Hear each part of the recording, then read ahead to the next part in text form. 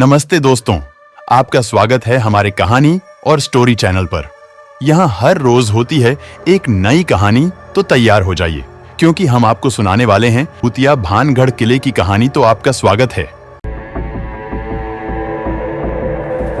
जब भी भूतिया स्थान यानी भारत के हॉन्टेड प्लेस की बात होती है तो सबसे पहले एक नाम का जिक्र जरूर होता है, भानगढ़। माना जाता है कि भानगढ़ का किला भारत के सबसे हॉन्टेड प्लेस में से एक है और यहाँ आने से पहले लोग डरते हैं और कई लोग इस डर की वजह से आते भी नहीं हैं। ये तो दिन की बात है, रात में तो भारतीय पुरातत्व सर्वेक्षण भी यहाँ जाने के लिए मना करता है और इसी वजह से शाम 6 बजे बाद यहाँ जाने की मनाही है। लेकिन लोगों की दिलचस्पी यह जानने में होती है कि आखिर भानगढ़ में ऐसा क्या है कि वहां लोग जाने से क्यों डरते हैं और इसके पीछे क्या कहानियां हैं। साथ ही लोग वहां के दृश्यों के बारे में जानना चाहता है कि वहां कैसा माहौल है और वहां क्या क्या बना हुआ है। तो आज हम आपको बताते हैं कि भानगढ़ में क्या खास है और उससे जुड़ी बातें जिनके बारे में लोग जानना चाहते हैं। भानगढ़ राजस्थान के अलवर जिले में है। देखने में यह भी राजस्थान के दूसरे किलों की तरह है और काफी खूबसूरत है, लेकिन अब इसकी वो खूबसूरती नहीं है और यह पूरी तरह से खंडहर हो चुका है। इस किले को 1583 में आमेर के राजा भगवंत दास ने बनवाया था और इस किले का भी जयपुर में आमेर के किले से संबंध है।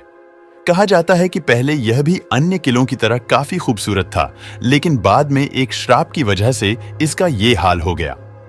पहला तथ्य यह है कि भानगढ़ राजस्थान के अलवर जिले में सरिस्का राष्ट्रीय उद्यान के एक छोर पर है। यहाँ का किला बहुत प्रसिद्ध है, जो भूतहा किला माना जाता है। इस किले को आमेर के राजा भगवंत दास ने 1583 में बनवाया था। भगवंत दास के छोटे बेटे और मुगल शहंशाह अकबर के नवरत्नों में शामिल मानसिंह के भाई माधो सिंह ने बाद में इसे अपनी रिहाइश बना लिया। माधो सिंह के 3 बेटे थे, पहले सुजान सिंह, दूसरे छत्र सिंह और तीसरे तेज सिंह। माधो सिंह के बाद छत्र सिंह भानगढ़ का शासक हुआ। छत्र सिंह के बेटे अजब सिंह थे, यह भी शाही मनसबदार थे। अजब सिंह ने अपने नाम पर अजबगढ़ बसाए थे। अजब सिंह के बेटे काबिल सिंह और इनके बेटे जसवंत सिंह अजबगढ़ में रहे। अजब सिंह के बेटे हरि सिंह भानगढ़ में रहे। 1722 में माघवदी भानगढ़ की गद्दी पर बैठे। माधो सिंह के 2 वंशज हरि सिंह के बेटे औरंगजेब के समय में मुसलमान हो गए थे, उन्हें भानगढ़ दे दिया गया था। मुगलों के कमजोर पड़ने पर महाराजा सवाई जय सिंह जी ने इन्हें मारकर भानगढ़ पर अपना अधिकार जमाया। भानगढ़ का किला 4 दीवारी से घिरा है, जिसके अंदर प्रवेश करते ही दाईं ओर कुछ हवेलियों के अवशेष दिखाई देते हैं। सामने बाजार है, जिसमें सड़क के दोनों तरफ कतार में बनाई गई 2 मंजिली दुकानों के खंडहर हैं। किले के आखिरी छोर पर दोहरे अहाते से घिरा 3 मंजिला महल है, जिसकी ऊपरी मंजिल लगभग पूरी तरह ध्वस्त हो चुकी है। भानगढ़ का किला चारों ओर से पहाड़ियों से घिरा हुआ है, चारों ओर पहाड़ियां हैं। वर्षा ऋतु में यहाँ की रौनक देखने को ही बनती है। यहाँ पर चारों तरफ पहाड़ियों पर हरियाली ही हरियाली दिखाई देती है।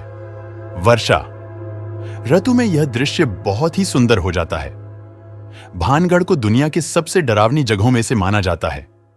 ऐसा माना जाता है कि यहाँ पर आज भी भूत रहते हैं। आज भी यहाँ सूर्य उदय होने से पहले और सूर्य अस्त होने के बाद किसी को रुकने की इजाजत नहीं है। भानगढ़ से संबंधित कथा उक्त भानगढ़ बालूनाथ योगी की तपस्या स्थल था, जिसने इस शर्त पर भानगढ़ के किले को बनाने की सहमति दी कि किले की परछाई कभी भी मेरी तपस्या स्थल को नहीं छूनी चाहिए। परंतु राजा माधो सिंह के वंशजों ने इस बात पर ध्यान नहीं देते हुए किले का निर्माण ऊपर की ओर जारी रखा। इसके बाद एक दिन किले की परछाई तपस्या स्थल पर पड़ गई, जिस पर योगी बालूनाथ ने भानगढ़ को श्राप देकर ध्वस्त कर दिया। श्री बालूनाथ जी की समाधि अभी भी वहां पर मौजूद है। दूसरा तथ्य यह है कि यह श्राप की कहानी ही है, जिसकी वजह से लोग यहां जाने से डरते हैं। तो आपका बताते हैं कि भानगढ़ को लेकर क्या कहानी है। वैसे तो भानगढ़ को लेकर कई तरह की कहानियां प्रचलित है, लेकिन सबसे ज्यादा चर्चा रानी रत्नावती और श्राप वाली कहानी की होती है।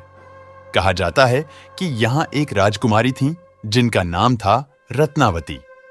रत्नावती अपनी खूबसूरती की वजह से मशहूर थीं और उनकी सुंदरता की बातें काफी प्रचलित थीं। हर कोई उनसे शादी करना चाहता था और एक किले का ही एक तांत्रिक भी उन चाहने वालों में से एक था। भानगढ़ की राजकुमारी रत्नावती अपूर्व सुंदरी थी, जिसके स्वयंवर की तैयारी चल रही थी। उसी राज्य में एक तांत्रिक सिंधिया नाम का था जो राजकुमारी को पाना चाहता था, परंतु यह संभव नहीं था।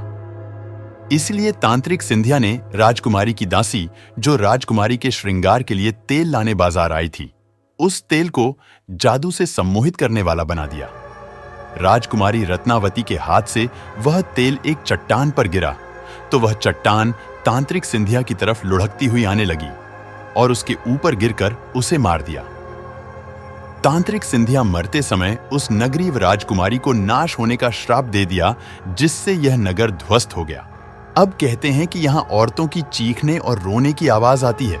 अब ये कहानी कितनी सच है ये कह पाना मुश्किल है, लेकिन स्थानीय लोग अक्सर कहते हैं कि किले के पास से औरतों की चीखने और रोने की आवाज सुनाई देती है। कोई बताता है कि यहाँ जाने पर कोई उन्हें मारने की कोशिश करता है और इसे लेकर कई तरह की कहानियां हैं। इसी वजह से भानगढ़ किले में शाम को जाने में मनाही है। इस किले में प्राचीन द्वार, बाजार, हवेलियां, मंदिर, राजमहल, छतरियां, मकबरा आदि हैं और किले में घुसने के लिए हैं 5 दरवाजे हैं। साथ ही कई मंदिर हैं, जिनमें गोपीनाथ, सोमेश्वर, मंगला देवी एवं केशव राय मंदिर हैं, जो नागर शैली में बने हुए हैं।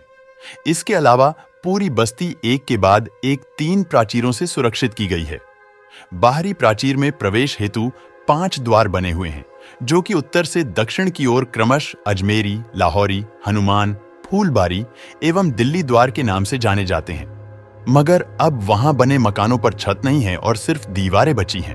अगर आपको हमारी वीडियो पसंद आए तो हमारे चैनल कहानी और स्टोरी को सब्सक्राइब, लाइक और शेयर जरूर कीजिए। जय हिंद, जय भारत।